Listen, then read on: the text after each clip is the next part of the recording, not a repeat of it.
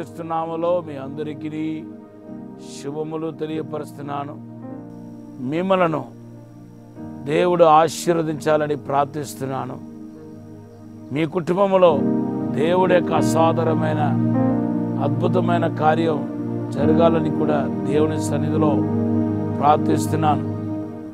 ఈరోజు సాయంత్రం లోపల ఏదో ఒక అద్భుత కార్యం, ఏదో ఒక మహత్కార్యం మిమ్మల్ని ఆశ్చర్యానికి గురి చేసే ఒక అసాధారణమైన కార్యాన్ని ప్రభు మీ జీవితంలో జరిగించబోతున్నాడు.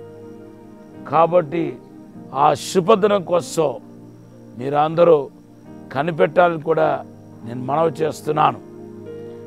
Thank you. ఇంకా కొన్ని గంటల లోపలనే దేవుని యొక్క అసాధారణమైన కార్యాన్ని ప్రభు చేయబోతున్నాడు. మీకు దేవుడిచ్చే వాగ్దానం ఎబ్రీ పత్రిక 6వ అధ్యాయం 14వ వచనం. ఆ వాగ్దానం ఎత్తిపట్టి ప్రార్థన చేయండి. దేవుని బిడ్డలారా, యేసుక్రీస్తు యొక్క శ్రమ దినాల గురించి ధ్యానించిన రోజుల్లో తగ్గింపు, మనము యేసుక్రీస్తు యొక్క తగ్గింపు గురించి ఈరోజు మనం ప్రస్తావించాల్సి ఉంది. చాలామందికి ఏం తెలుసు అంటే యేసుక్రీస్తు పరిశుద్ధులని తెలుసు, యేసుక్రీస్తు కృపాసత్య సంపూర్ణ తెలుసు, యేసుక్రీస్తు ప్రేమమయుడని తెలుసు. కానీ యేసు తగ్గింపు గలవాడనే విషయం చాలామందికి తెలియదు. యేసుక్రీస్తు దేవుడై ఉండి మనిషిగా ఎలా ఈ లోకానికి వచ్చాడు అనేది ఒక పెద్ద ప్రశ్న. దానికి జవాబు ఏంటి తెలుసా? ఫిలిప్పీ పత్రికలో రాయబడి ఉంది, ఆయన నరుని రూపం ధరించుటకు తన్ను తానే తగ్గించుకున్నాడని మాట మనకు పరిశుద్ధ గ్రంథంలో కనబడుతున్నాయి. ఫిలిప్పీ పత్రిక 2వ అధ్యాయం 8వ వచనములో తన్ను తానే నేల మట్టుకు తగ్గించుకున్నాడు. ఈ యొక్క డివైన్ నేచర్ కేవలం దేవుని కుమారుడైన యేసుకు మాత్రం కాదు, మనమందరికీ పరిశుద్ధాత్మ దేవుడి ద్వారా అనుకరించబడుతున్నాయి. ఈ యొక్క దైవిక స్వభావం తగ్గింపు లేని కారణం చేత ఈరోజు మనం హెచ్చించబడకుండా ఉన్నాము. ఎందుకంటే బైబిల్ యొక్క నియమం ఏంటంటే, మత్తయి సువార్త 18వ అధ్యాయం 1 నుండి 4 వచనాలు చదివితే ఒక అద్భుతమైన దృశ్యాన్ని గురించి ప్రభు మాట్లాడుతూ తన్ను తానే తగ్గించుకున్నవాడు మాత్రమే హెచ్చించబడతాడని మన పరిశుద్ధ గ్రంథంలో చూస్తున్నాం. యేసుక్రీస్తు యొక్క శిలువ మరణానికి సాదృశ్యంగా రాయబడిన ఆ మోసే తాపకరమైన సర్పాన్ని కాటిన వారిని బాగు చేయడానికి కోసం మరి ఆయన నాటిన ఒక స్తంభము, ఇత్తడితో చేయబడిన స్తంభాన్ని ప్రభు జ్ఞాపకం చేస్తూ యోహాను సువార్త 3వ అధ్యాయం 14వ వచనంలో ఏమంటున్నాడంటే, మోసే మరి ఆ తాపకరమైన సర్పాన్ని పైకెత్తినట్టుగా మనుష్య కుమారుడు కూడా ఎత్తపడాలనే విషయాన్ని యోహాను సువార్త 3:14లో మాట్లాడుతున్నాడు. దేవుని బిడ్డలారా, మరి ఇక్కడ చూడండి, యేసు ప్రభు నాకు నేనే హెచ్చించుకుంటా అంటలేదు.